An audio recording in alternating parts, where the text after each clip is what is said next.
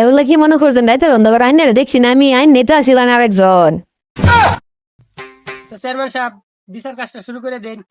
হ্যাঁ, আসামি বাদ দিয়ে আসামি যখন সবাই উপস্থিত আছে, তো বিচার কাজ তো শুরু করুনই লাগবো। আর যেহেতু আইনের এলাকা, আইনে শুরু করুন, আমি তা আছি। দেশের যে হাল, দেশটা হয়েছে রূপচামিতে বইরে গেছে। এগোর পুটকির ছাল নিতে হইব। তো সকিনা, ওই দিন রাতে আকাম যে হইলো কয়জন আছেন? 5 জন ছিল আমার ম্যাগো।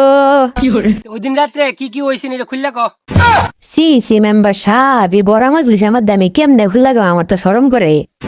আরে আমি কইতাছি কি কি হয়েছে ওই দিনে বুঝায় ক। ও মেম্বার সাহেব বুঝায় কইতে না, আমি তো অন্য কিছু ভাবছিলাম। 5 জন যে কইলে তো দেখতেছি 4 জন, আর বাকি আরেকজন কু? এগুলো কি মনে করছেন রাইতে অন্ধকার আইনের দেখছি না আমি আইন নেতা ছিলেন আরেকজন। চেয়ারম্যান সাহেব বিচার যে ঘুরে যাইতেছে, কামটা কি হইলো? আরে সমস্যা নাই, আমি তো আছি, টেনশনের কি আছে।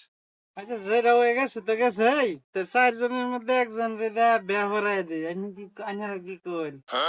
এই, তারা 4 জনের মধ্যে কেডা বিয়া করবে?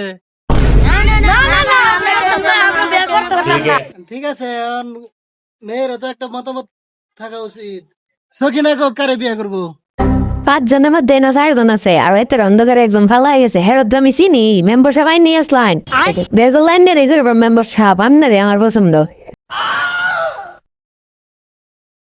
আর বাউ নাই, মেম্বার সাহেব আইনের আর বাসাইন গেল না। আচ্ছা, কি করবেন বিয়া করে লাইন? লাভ তো আইনেরই, বিচার করবার বিয়া করে লাইন।